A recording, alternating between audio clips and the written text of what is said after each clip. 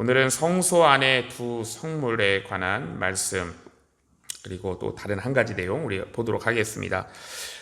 이방인들이 하나님께서 계신 그 이스라엘의 성막을 이렇게 밖에서 보면은요, 겉으로 보기에는 너무나 이렇게 소박한 그런 모습입니다. 성막을 겉에서 보면은 그렇게 크지 않은 이렇게 텐트로 되어 있고, 또 이 가장 바깥에는 그 시커먼 그 수달의 가죽으로 덮여 놓았기 때문에 겉에서 보면 화려하지도 않습니다.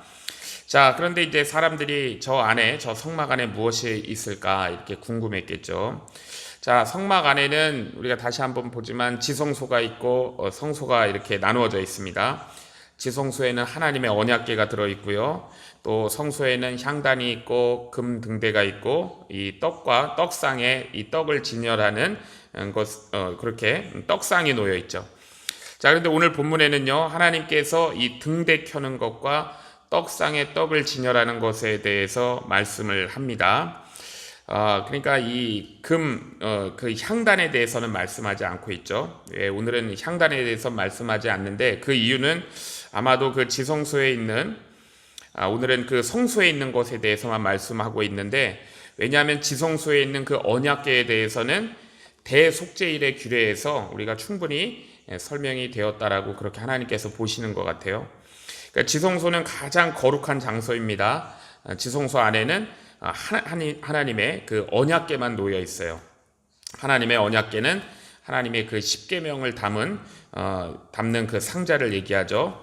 조각목으로 만들었고, 이 아카시아 나무과에 속하는 것이고, 거기다가 이제 금으로다가 안팎을 입힌 것입니다. 이 아카시아 나무 자체가 굉장히 아주 단단하고 이 결이 비틀어져 있기 때문에 상자로 만들기는 너무나 어려운 나무였어요. 그렇지만 그 이스라엘의 기술자들이 수없이 그걸 다듬고 결국 그거가 판자가 되게 해서 상자로 만들고, 거기에다가 금을 입혀가지고 만든 것이 언약궤입니다. 몇 번 반복드리지만은 이것은 이제 이스라엘 백성들이 처음에 비뚤비뚤하고 단단하고 그렇게 뭐가 나 있지만은 하나님의 말씀으로 변화되어 하나님과 하나가 되어 간다라는 그런 뜻을 담고 있다 그러고요. 또 이것은 장차 인간의 몸을 입고 오실 하나님의 아들 우리 예수 그리스도 자신을 또 나타내는 것도 하는 거죠. 이스라엘 백성들이 1년에 딱 한 번 대속죄일에 대제사장이 피를 가지고 지성소에 들어가서 피를 뿌려서 한꺼번에 모든 죄를 다 용서받게 되었습니다. 자, 그리고 이제 그 지성소의 밖에 이제 성소가 있죠. 성소에 세 가지 성물이 있는데, 첫 번째는 금으로 만든 향단이 있고요. 두 번째는 금으로 만든 금 등대가 있고, 세 번째는 금으로 만든 그 진열하는 떡상이 있습니다. 자, 오늘 본문에는 금 향단에 대한 그 말씀은 없는데, 금 향단에 대해서는 우리가 앞에서 아론의 두 아들 이 나답과 아비후가 그 향단에 분향하다가 잘못된 불로 사용하는 바람에 두 사람이 즉사하는 사건에서도 그 금 향단에 대한 말씀이었죠.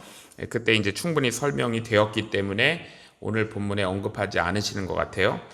자, 또 본문 오늘 1절과 2절을 보면은 이제 금 등대에 대한 말씀입니다. 여호와께서 모세에게 일러 가라사대 이스라엘 자손에게 명하여 감람을 찧어낸 순결한 기름을 켜기 위하여 네개로 가져오게 하고 끊이지 말고 등잔불을 켜라라고 했습니다. 성막에서 하나님이 계신 지성소에는 등불이 없어요. 왜냐하면 하나님 자신이 빛이시고 거기에는 하나님의 영광이 가득하기 때문이죠.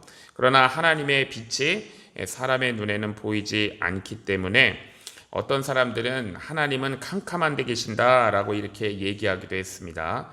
자, 그러나 하나님의 빛은 우리 인간의 육신의 눈으로 보이지 않을 뿐이지 하나님은 모든 것을 다 보고 계시는 하나님이시죠. 자, 그런데 이제 지성소 밖에 성소에는 제사장들이 매일 들어가서 거기서 이제 분향을 해야 되기 때문에 이 불을 밝혀야 됐습니다. 그래서 이 성소에는 저녁부터 새벽까지는 이 불을 켜놓는데 거기에 이제 금 등대가 있었던 것이죠. 성소 안에 있는 금 등대는 7개의 가지가 있습니다. 대칭형으로 되어 있죠. 가운데 하나, 양쪽에 3개씩. 그리고 그 위에는 7개의 이 잔이, 등잔이 있고요. 7개의 등잔에 이렇게 불이 켜지게 만들어져 있습니다. 자, 이 등대는 모두 금 한 덩어리를 쳐가지고 이렇게 연결된 것이 아니고 하나로 쳐서 만들었고, 그 다음에 이 주발에서부터 관으로 연결되어서 순수한 감람 기름이 공급되면서 불이 붙게 되어 있는 그런 구조입니다. 따라서 이 금등대에서 제일 중요한 건 뭐냐면 순수한 기름을 쓰는 거예요. 순수한 기름. 만약 기름이 좋지 않으면 이 불빛도 약해지게 될 것이고, 잘못하면 관이 막히게 되어서 불이 꺼질 수가 있기 때문입니다. 그래서 이 등대를 손질하고 불을 붙이는 일은 아론이 살아있는 동안에는 아론만 직접 했던 일이에요. 자, 그런데 이 재미있는 것은 이 등대의 모양이 전부 다 우리가 앞에서 보았지만 살구꽃 모양이었다는 점이죠. 등대의 가지는 살구꽃 가지 모양이고, 이 등잔은 살구꽃 모양이고, 등잔의 받침도 살구꽃의 그 꽃받침 모양. 살구꽃이라는 것이 광야에서 이제 가장 먼저 그런 피는 꽃이라고 합니다. 그래서 살구꽃은 새로운 계절이 오는 그런 성령의 임재, 이런 걸 의미하는 것이고요. 이 금등대는 하나님으로부터 이제 성령의 능력이 공급되어서 이스라엘 백성들 안에 이 부흥의 불이 붙는 것을 나타나기도 하는 것입니다. 자, 이스라엘 백성들이 하나님과 정상적인 관계에 있으면 언제나 그들에게 부흥의 불이 붙게 되어 있어요. 그런데 하나님께서는 모세를 통해서 이 아론과 제사장들에게 이 등대의 불이 꺼질 수도 있다는 것을 가르쳐 주셨습니다. 그러니까 만일 아론이나 그 자손 제사장이 이 감람 기름을 아주 불량한 것으로 싸구려로 사용하게 되면 불은 제대로 붙지 않을 것이고, 연기가 이렇게 시커멓게 그을림이 나다가 꺼질 수도 있는 것이죠. 심지어는 이 기름의 찌꺼기가 관을 막아서 아예 기름이 공급되지 않고 불이 꺼져버릴 수도 있는 것입니다.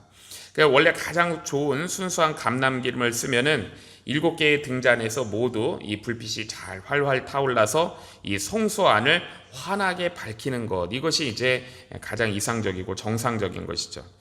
자, 결국 이 순수한 감람 기름이라고 하는 것은 순수한 하나님의 말씀을 의미하는 거예요. 이스라엘 백성들에게 있는 이 하나님의 말씀에는 다른 불순물이 들어가서는 절대로 안 됩니다. 그래서 아론은 대제사장은 매일 등대에 이물질이 끼어 있지 않은지 혹은 기름에 불순물이 들어있지 않는지를 매일매일 확인해야 되는 거예요. 자, 3, 4절에 보면은요, 여기서는 순결한 등대를 강조하십니다. 이스라엘의 부흥이 계속되도록 하기 위해 가장 중요한 것이 제사장의 역할인데, 등대에 불순물이 들어가지 않는 순수한 기름을 사용해야 되고, 관이 막히지 않는지를 매일매일 점검해야 돼요. 자, 오늘날 교회에서 목회자도 그렇고 교회의 리더 그룹, 구역장들도 그렇고, 자, 하나님의 이 은혜의 기름이 흘러가는 관의 역할을 하고 있습니다.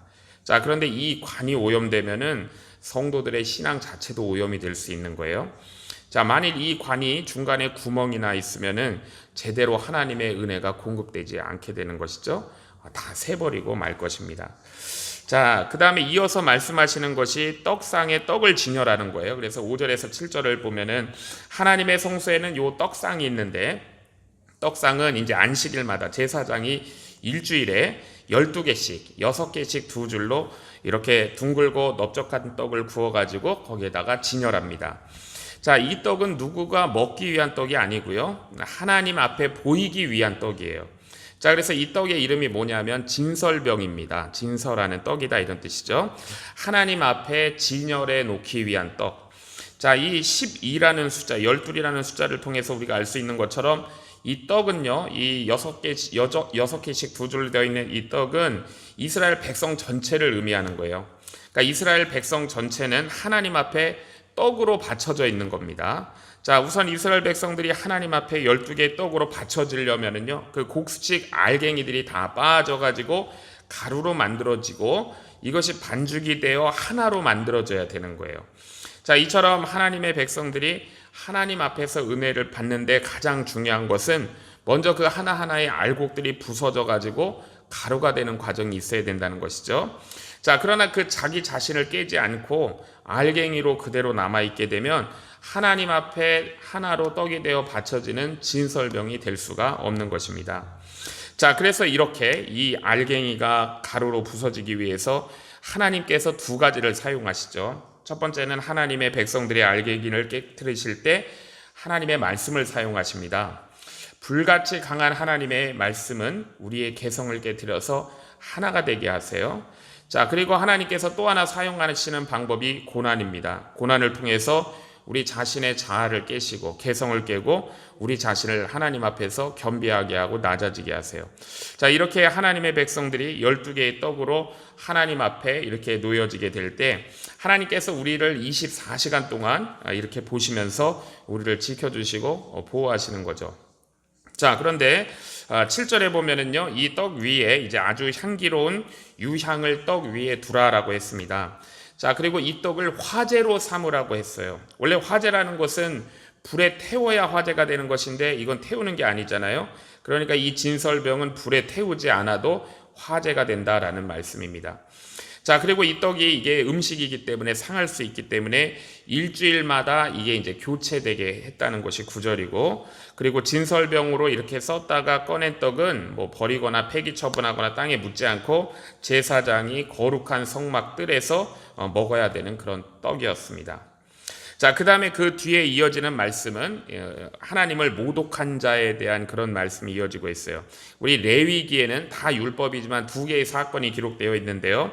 첫 번째 사건은 우리가 앞에서 본 것처럼 나답과 아비후가 분향하다가 제단 불이 아닌 다른 불을 쓰는 바람에 하나님의 불이 지성소에서 나와서 죽은 사건이죠. 또 다른 하나가 오늘 본문에 나오는 하나님의 이름을 공개적으로 모독했다가 돌에 맞아 죽은 사람 이야기가 나오고 있습니다. 그래서 10절에서 11절에 보면은 이스라엘 여인의 아들이요 그 아비는 애굽 사람 된 자가 이스라엘 자손 중에 나가서 한 이스라엘 사람과 진중에서 싸우다가 그 이스라엘 여인의 아들이 여호와의 이름을 회방하며, 그러니까 모독하고 저주함으로 무리가 끌고 모세에게 가니라. 그 어미의 이름은 스로미시요 단지파 디브리의 딸이었더라라고 아주 구체적으로 언급하고 있습니다. 자, 이 사람은요 이스라엘 백성들과 함께 출애굽에 동참해서 나온 사람이에요. 물론 그의 어머니가 이스라엘 사람인데 아버지는 애굽 사람이었습니다. 자, 이것을 보면은 이스라엘 백성들이 애굽에 살면서 더러는 애굽 사람들과 결혼을 했다라는 걸 알 수가 있고요. 자, 그런데 이 사람은 아버지 쪽을 따라서 애굽에 남지 않고 어머니 쪽을 따라서 애굽을 떠난 사람이었어요. 자, 이 사람이 애굽을 왜 떠났을까요? 아마도 그 모세의 10가지 능력을 보고 능력 있는 백성들과 함께 해야 되겠다 그러고 따라 나선 것 같아요. 자, 그런데 이 사람이 이제 시내산 밑에서 이제 어떤 이스라엘 사람과 싸우면서 하나님의 이름을 회방하고 모독하고 저주했다는 것입니다. 자, 그럼 이 사람이 하나님의 이름을 회방하고 저주한 이유를 우리가 한번 생각을 해봐요. 우리가 알 수가 있죠. 사람과 싸우는데 왜 하나님의 이름을 모독했을까? 자, 이 사람은 하나님께서 정말로 능력이 많으시고 기적을 행하시는 그런 하나님이시기 때문에 따라 나왔어요. 그래서 따라 나오면은 바로 복을 받을 줄 알았던 거죠. 자, 어쩌면 이 사람은 하나님이 광야를 우리가 헤매더라도 하나님께서 이 광야를 오아시스로 만들 줄 알았을 거예요. 자, 그런데 하나님께서 이스라엘 백성들에게 오아시스를 주지 않으시고 끊임없이 힘든 가운데 말씀만 주시니까 화가 나 있던 것입니다. 그래서 이 사람이 하나님이 도대체 우리한테 해준 것이 무엇이냐, 하나님은 아무것도 아닌 거야 라고 하나님을 모독한 거예요. 그리고 저주하고 욕한 것입니다. 자, 그런데 문제는요, 이 이스라엘이 어떤 나라인가라는 거예요. 이스라엘가 어떤 나라인가? 이스라엘은 하나님이 주인이시고 하나님의 능력이 있는 나라입니다. 자, 그리고 하나님 나라를 이루고 있는 요소는 전부 다 하나님의 말씀이에요. 그러니까 하나님 나라는 모든 것들이 하나님의 말씀으로 이루어져 있는 거예요. 만일 하나님 나라에서 하나님 말씀 아닌 다른 말씀이 오가게 된다 그러면 하나님 나라의 시스템은 굉장한 장애를 입게 되는 것입니다. 자, 더군다나 하나님의 백성들의 입에서 하나님을 모독하는 저주하는 말이 나온다 그러면 이때는 하나님 나라의 모든 장치들이 마비된다라고 생각할 수 있는 거예요. 자, 즉 이스라엘 백성들에게 있어서, 하나님 백성에게 있어서 하나님의 이름이라는 것은 그들이 모든 것을 할 때 반드시 필요한, 어떻게 보면 가장 기본적인 그 이름이 하나님의 이름이에요. 우리가 어떤 기계라든지 우리가 뭐 핸드폰을 작동시키기 위해서도 패스워드를 입력해야 되잖아요. 그래야 이제 시작이 되지 않습니까? 그래야 프로그램이 작동되는 것과 똑같은 거예요. 하나님의 이름을 모독하고 저주한 것은 이스라엘 이 시스템 전체를 파괴시키는 바이러스와 같은 거예요. 자, 그런데 모세도 처음에는 이 일을 어떻게 해결해야 될지 몰라가지고 그를 가둬놓고 하나님의 지시를 기다렸다라고 그럽니다. 자, 하나님께서는 그런데 그 사람을 이스라엘 진 밖으로 끌고 나가서 그 말을 들은 사람들 모두가 그 사람의 머리에 안수하고 돌로 쳐 죽이라고 말씀을 하셨어요. 그것이 12절에서 14절이죠. 왜냐하면 하나님의 이름을 모독하고 하나님을 저주하는 것은 이스라엘 전체를 파괴시키는 행동이기 때문이다라는 것을 말씀하고 있습니다. 자, 그 뒤에 이어서 이제 우리 레위기 24장 뒷부분에는 그래서 이스라엘의 기본적인 형법에 대해서 이제 또 말씀을 하세요. 17절 이후를 보면은 이스라엘의 형법입니다. 자, 오늘날에는 굉장히 사회가 복잡해서 형법도 엄청나게 복잡하게 그렇게 만들어져 있지만 이스라엘의 형법은 아주 심플해요. 자, 그러니까 그때만 해도 세상이 오늘날처럼 이렇게 복잡하지 않다는 걸 알 수가 있고요. 이스라엘의 형법은 세 가지로 요약됩니다. 첫 번째, 사람을 죽인 자는 그 사람도 죽이는 거예요. 17절에 보면 사람을 쳐 죽인 자는 반드시 죽일 것이요라고 했습니다. 자, 대개 사람이 다른 사람을 죽이는 이유는 그 사람을 너무 미워하기 때문에 죽이는 거죠. 사람이 누군가를 너무 미워하면은 내가 저 사람과 도저히 같은 하늘 아래서 살 수가 없다라고 그렇게 생각을 하는 것입니다. 그러다가 어느 날 그 미움이 더욱더 폭발하게 되면 결국 사람을 쳐 죽이게 되는 것이죠. 자, 그런데 우리가 이걸 알아야 돼요. 자, 이 세상 모든 사람을 살게 하신 분은 내가 아니고 하나님이시라는 거죠. 다른 사람이 아무리 밉다고 해도 그 사람이 없어지기를 바라면 안 돼요. 왜냐하면 그 사람도 그렇고 나도 그렇고 다 똑같은 하나님의 피조물이기 때문입니다. 그래서 좋든 싫든 우리는 다 이 땅에 같이 살아야 되는 거예요. 자, 그런데 만일 누군가가 그런 고의가 아니고 과실로다가 어떻게 하다 보니까 사람을 죽게 했다 그러면은 그는 죽이지 않고 도피성으로 도망치게 해서 그 제한된 삶을 그 안에서만 사는 그런 삶을 살게 하셨습니다. 그건 우리가 이제 나중에 말씀에 나오게 돼요. 자, 그러나 그는 일단 사람을 죽였기 때문에 고의는 아니더라도 그 도피성을 나오면 안 돼요. 제한된 범위에서 사는 것으로 만족을 해야 되죠. 자, 자칫 내가 교만한 마음이 생겨가지고 나는 죄를 짓지 않았다라고 생각해서 성 밖으로 나오게 되면은 복수하는 사람의 손에 죽을 수도 있는 것입니다. 자, 그 다음에 오늘 형법 두 번째는요, 다른 사람의 재산에 피해를 준 경우에 대해서 말씀하세요. 똑같은 것으로 보상해야 된다는 겁니다. 18절에 보면 짐승을 쳐 죽인 자는 짐승으로 짐승을 갚을 것이며, 자, 고대에는 이 짐승이 중요한 재산이에요. 여기서 다른 사람의 짐승을 쳐 죽였다고 하는 것은 남의 재산에 아주 심각한 피해를 준 것이죠. 똑같은 짐승으로 갚아야 되는 거예요. 그러니까 이거는 내 행복이 중요하다면, 내 것이 중요하다면 다른 사람의 행복, 다른 사람의 것도 중요하다는 것을 인정해야 된다는 거예요. 자, 그 다음에 형법 세 번째는요, 다른 사람을 다치게 한 죄, 상해죄에 대한 것입니다.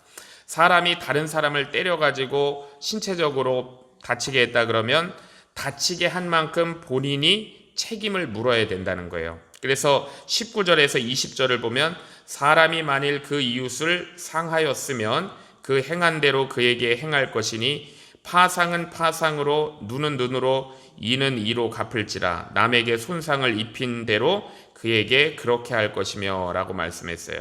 자, 그런데 우리가 이 말씀은 정말 주의해야 돼요. 제가 한번 말씀드렸지만 우리가 이 말씀을 문자적으로 보면 다른 사람을 때려가지고 다치게 했으면 그 사람도 똑같이 상대방에게 피해를 주라라는 말로 우리가 이렇게 볼 수 있습니다. 자, 그런데 이거 굉장히 어려운 말씀이에요. 실천하기가. 한번 생각해 보세요. 우리가 만일 이 레위기의 계명대로 다른 사람이 내 다리를 부러뜨렸기 때문에 자, 이 사람이 이제 재판장에 가가지고 다른 사람의 다리를 부러뜨려야 되는 거예요. 저 사람이 내 다리를 부러뜨렸으니까 내가 그 사람의 다리를 부러뜨려야 돼요. 자, 그래서 망치로 한 대 탁 때렸습니다. 자, 그래도 다리가 부러지지 않아요. 자, 그래서 2번 때렸어요. 그랬는데 다리가 또 안 부러져요. 자, 그래서 이번에 3번 때렸는데 내가 부서뜨린 그 다리보다 더 많이 부러진 거예요. 자, 그러면 어떻게 해야 돼요? 이번에는 다시 그 사람이 나에게 더 내 다리를 부러뜨려야 되는 거예요. 자, 그런데 이거는 뭐 다리뿐만이 아니고 상처뿐만이 아니고 이가 부러졌을 때도 똑같은 것이고 내가 눈을 다쳤을 때도 이건 똑같이 보복할 수가 없는 것이죠. 미사일 한 방 내가 쐈어요. 사람이 100명 죽었어요. 저기서 미사일 쏴서 어떻게 정확하게 사람이 100명 죽을 수가 있겠어요. 자, 그러니까 이제 그런 의미가 아니죠. 그러므로 이 레위기에 눈에는 눈, 이에는 이라고 하는 법은 그대로 내가 상대방을 복수하라는 법이 아니에요. 이스라엘은 재판정이 있습니다. 누군가가 나에게 이렇게 신체적인 상해를 주었을 때에는 개인적으로 복수하지 말고 재판장에 가서 법적으로 해결하라는 거예요. 자, 그리고 그 해결 방법은 금전적인 보상이었습니다. 자, 왜냐하면 그들은 하나님을 모시고 있는 사람들이기 때문이에요. 하나님의 백성들이 손해본 것을 사랑으로 참게 되면 무한한 복의 근원이신 하나님께서 몇 배로 갑절로 갚아주실 거예요. 자, 그래서 우리 예수님이 이렇게 말씀하신 거예요. 우리 마태복음의 5장에 보면 38절에 이렇게 말씀하셨잖아요. 또 눈은 눈으로 이는 이로 갚으라 하였다는 것을 너희가 들었으나 나는 너희에게 이르노니 악한 자를 대적하지 말라. 누구든지 내 오른편 뺨을 치거든 왼편도 돌려대며 라고 말씀하시고요. 그 뒤에 43절에 5장 43절에는 또 내 이웃을 사랑하고 내 원수를 미워하라 하였다는 것을 너희가 들었으나 나는 너희에게 이르노니 너희 원수를 사랑하며 너희를 박대하는 자를 위하여 기도하라라고 우리 예수님이 이렇게 가르쳐 주셨잖아요.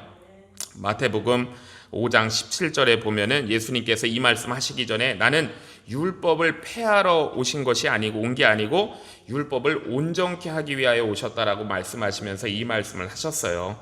자, 우리는 주님의 말씀을 드려야 되죠. 우리 주님께서 잘 정리해 주셨습니다. 자, 그래서 오늘 말씀 한번 정리해 봅니다. 하나님의 제사장들이 이 불순물이 들어있는 말씀을 사용하게 되면 부흥의 불이 약해지다가 나중에 꺼지게 되는 거예요. 제사장들, 리더들은 이 역할을 잘 감당해야 되는 것입니다. 하나님의 백성들이 가루가 되어서 반죽이 돼야 하나님 앞에 온전한 성전으로 빚어지는 거예요.